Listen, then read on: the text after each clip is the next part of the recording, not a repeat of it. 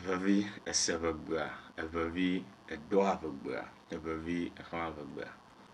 Mina miakpɔ video na miase nane gɔme. Eye wònye mía katã mi ƒoƒu ɖe afi egbea ma ɖe gbe ɖeka tome ne dumeviwo elabena ne wodzi yim le teƒe aɖewo le platform aɖewo dzi me kpɔkpɔm gaɖo mɔ wònye na ʋiʋli ne dumeviwo ɖeɖe gake mía fiwo mi li mi ŋu kpɔm eyi abe gbawo ena ne woko gbe na mi be míaƒo ŋua míaƒo ŋu tso ŋuti mi ko medzi be magblɔ adzɔdzi na ame aɖewo madzɔdzi na ame aɖewo gake nyateƒea ye koe ma le míaƒe vota safa fia mía katã mi menya aŋlɔwo.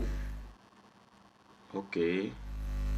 Ame vovowo mi nye tu míaƒe duwo aŋlɔwo hã dukɔ bubuwo nye. Ko be avenɔwo kple aŋlɔwo nye ame ɖeka xoxoxo ne menya be dome mama aɖe le wo dome alo ʋiʋli aɖe le wo dome.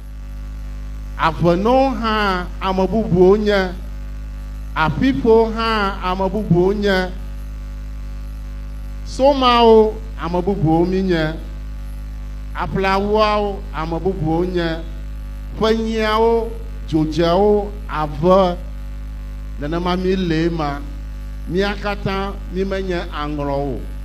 Egbe yi dom mi la ye nye ʋegbe. Míaƒe kɔtawo ŋkɔwo le mía si abe ale yi ne wodzi mía wonana mi ŋkɔ ene. Ame alewo tɔ kɔbla, ame alewo tɔ kofi. Nenema ke ŋkɔ vovovowo le mía si.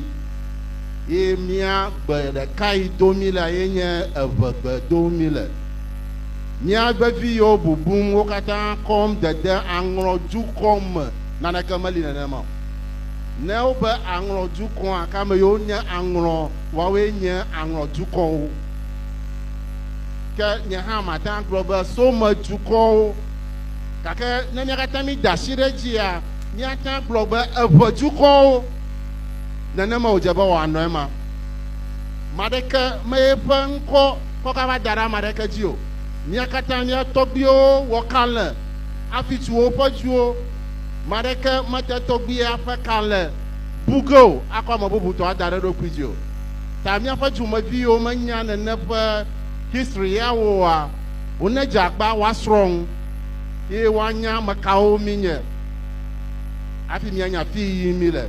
Ne mi menya ame kawo mi nye oa mi menya afi ka yiyim mi lo. Eyi yi ke va yi wogblɔna be mía katã mi nya aŋlɔwo ne ɖo dɔwɔna dzia mi nya aŋlɔwo gake ne ɖo ŋuɖuɖu dzia ko xɔ tume ta na mi be ame ya menya aŋlɔwoe o. Ame ya afi yae, ame ya afi yae.